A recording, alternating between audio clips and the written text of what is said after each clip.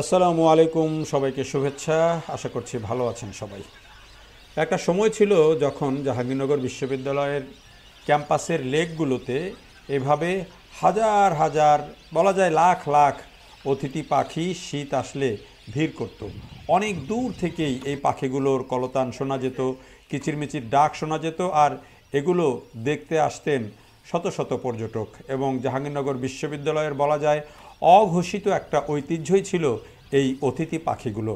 এবং এই অতিথি পাখি সুদূর সাইবেরিয়া থেকে হাজার হাজার মাইল পথ পাড়ি দিয়ে উড়ে আসতো এই জাহাঙ্গীরনগর বিশ্ববিদ্যালয় ক্যাম্পাসে, এখনও আসে। তবে যেটি খুব বড় আকারে চোখে পড়ছে সেটি হচ্ছে এই পাখিগুলো আগের মতো সংখ্যায় আর দেখা যাচ্ছে না। জাহাঙ্গীরনগর বিশ্ববিদ্যালয়ের লেকগুলোতে এখন আর এই পরিমাণ পাখি এখন আগের মতো চোখে পড়ছে না, গাছগুলোতেও আর এরকম পাখি চোখে পড়ছে না।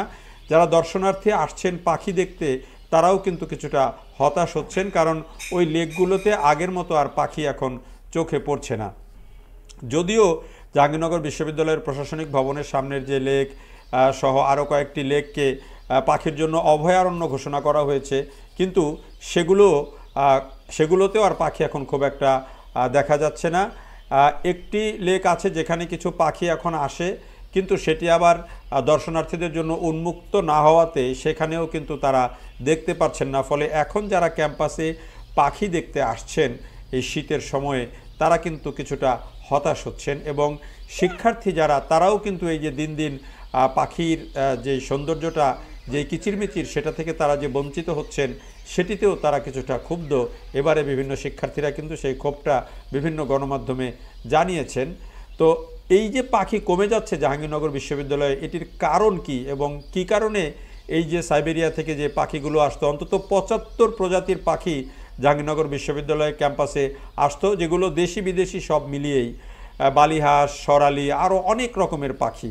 তো সেই পাখিগুলো এখন সংখ্যায় কমে যাওয়ার কারণ যেটি বিশেষজ্ঞরা বলছেন, খোদ বিশ্ববিদ্যালয়ের যারা প্রাণীবিদ্যা বিভাগ এবং উদ্ভিদবিদ্যা বিভাগের যারা বিশেষজ্ঞ, পাখি বিশেষজ্ঞ, তারাই বলছেন যে বিশ্ববিদ্যালয়টিতে প্রচুর পরিমাণে গাছ কেটে ফেলা হয়েছে, নিধন করা হয়েছে।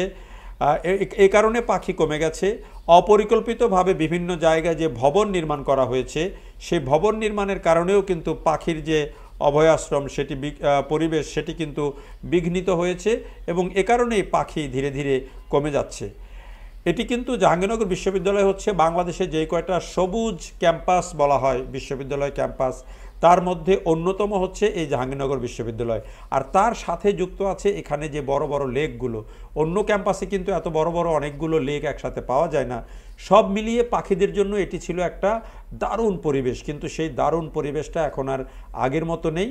ফলে অতিথি পাখিগুলোর আর আগের মতো দেখা মিলছে না। এবং অতিথি পাখি দেশের অন্যান্য অঞ্চলেও আসে, কিন্তু সেগুলো পাখি শিকারীদের কবলে পড়ার কারণে অনেক জায়গাতেই পাখি কমে যাচ্ছে।